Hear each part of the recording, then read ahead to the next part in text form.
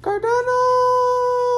DEX aggregators are the best way to trade tokens on Cardano and any blockchain that they are offered on. Now, if you're still using a general standard DEX like a min swap, a muesli swap, a wing riders, or a Sunday swap to trade your Cardano native assets or do your Cardano microcap investing, you are falling very, very far behind me and all of the other people trading on the DEX aggregators. To break this down for you a little bit, a DEX aggregator essentially says these are all the DEXs on Cardano. We have min swap, we got muesli swap, we got Sunday swap, wing riders, maybe one or two others, but we got a bunch of DEXs on Cardano. A DEX aggregator is like a DApp that says, I want to look at all of the DEXs, all the liquidity, all the prices, all the pairs, all of the slippage levels, and we're going to get a user the best price out of all of the options. So if I want to trade, ADA for LenFi on a DEX aggregator, that aggregator, in this video we're going to talk about Dex Hunter, but on that aggregator, it's going to look at all the DEX on Cardano for me, and it's going to get me the best swap possible. With DEX aggregators, you're getting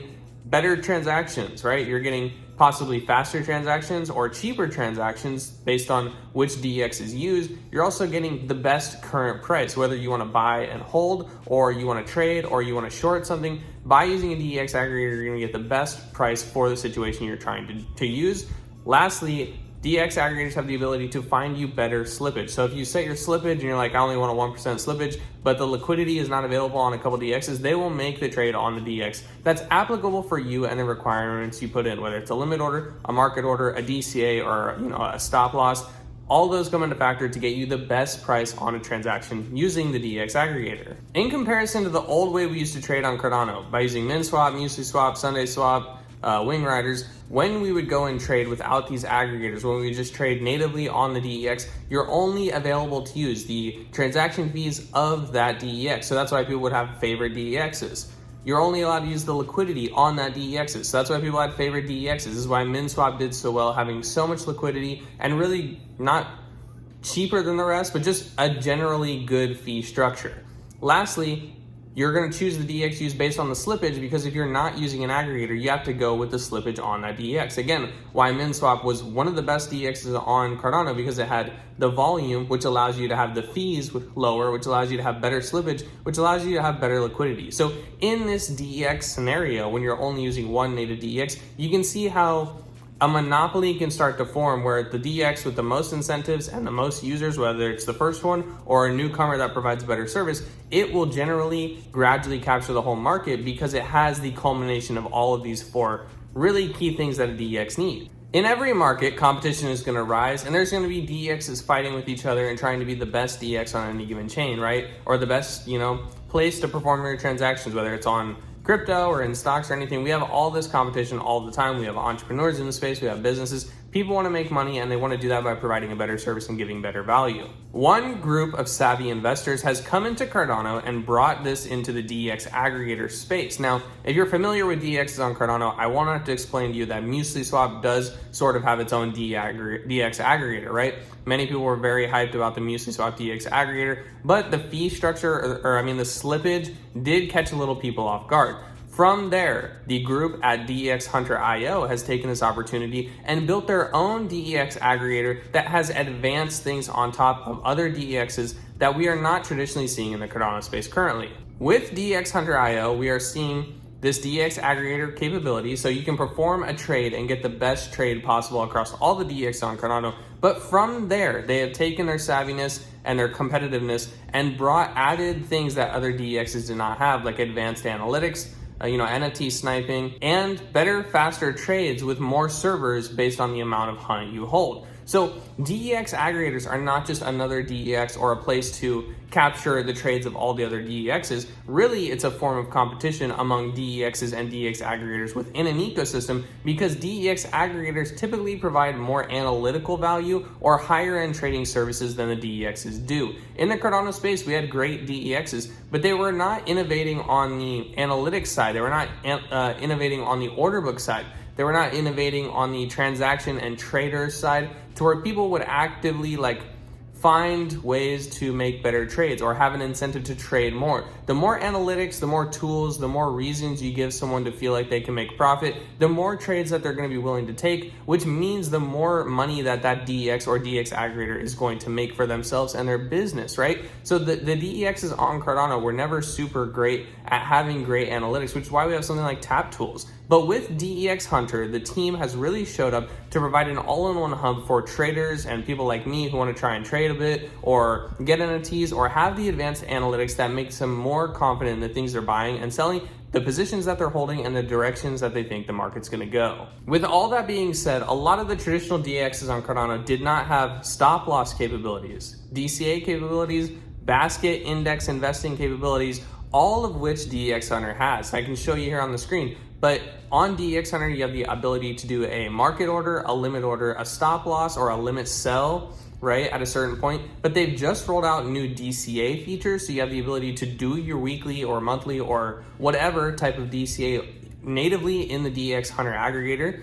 They have advanced analytics, they have NFT sniping tools, they have a really great tokenomic structure and a good utility behind the tokenomics that are already fully out. There's not a huge amount of liquidity that's going to be coming in order to dilute holder shares. But lastly, the coolest innovation, or one of the better innovations that they have, is the ability for you to basket invest. I'm a really big fan of index investing in my 401k and in my personal life outside of crypto. I do a lot of S&P 500. I do VU and VIGAX if you want to hear me talk about that more. But in my personal life, I've always thought that there'd be a great use of something like a crypto 500 or a crypto 100 or a top crypto index to where I can invest into just the top 20 or 50 or 100 crypto projects. I think that would perform very, very well compared to something like an S&P 500. But Dex Hunter IO has brought this capability with basket funds. So you can have a certain amount of money and it'll just spread it across the cryptos in the Cardano ecosystem that you like. You have the ability to use one of their own baskets or create your own basket based on tokens that you think are worth investing into. Set the percentages, and every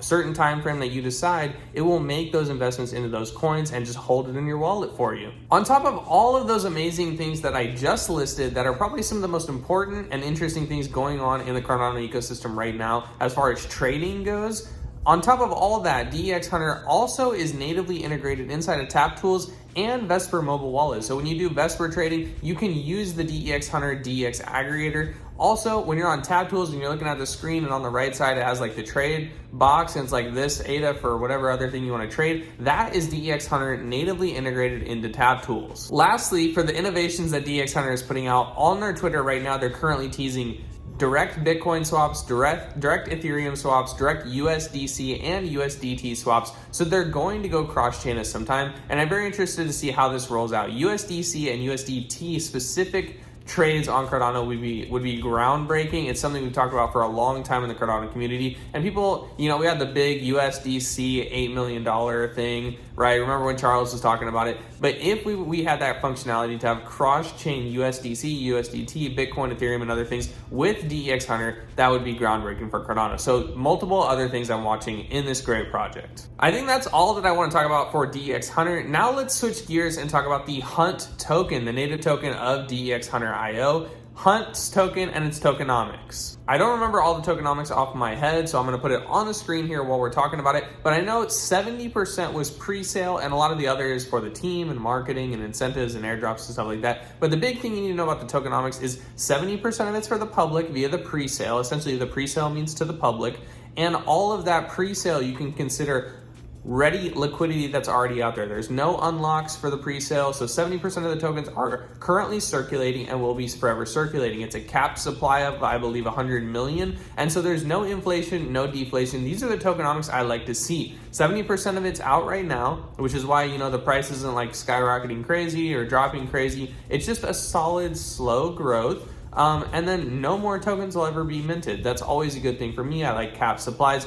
With the token, you might be wondering what the utility is. And like a lot of other tokens, you get a little bit of governance and a little bit of fee reduction, right? You get some fees reduced based on how much Hunt you hold in your wallet. But the most important thing with the Hunt token is that you will get access, depending on how many Hunt you hold, you get access to better servers. So I think it's like 1,000, 2,000, 4,000, 10,000, something like that. But every every time you hit a new tier of amount of hunt held, you get more servers unlocked, which allows you to do faster transactions and better transactions and priority transactions, especially when Cardano is at, that higher chain capacity load. For those of you who are very intense day traders using the 3-minute, the 5-minute, or the 30-minute chart, maybe even the 1-minute chart, the more servers you have, the better it's going to be. You can make faster trades, more aggressive trades, and you can be one of the first people in and out on the order book. So that's something to consider if you are a trader and if you think something like this product is going to be worthwhile more over the long term. All in all, I think you can agree after watching this video that Dex Hunter is probably one of the best ways to swap tokens on Cardano right now. I definitely think so. They're using like the trading view integrated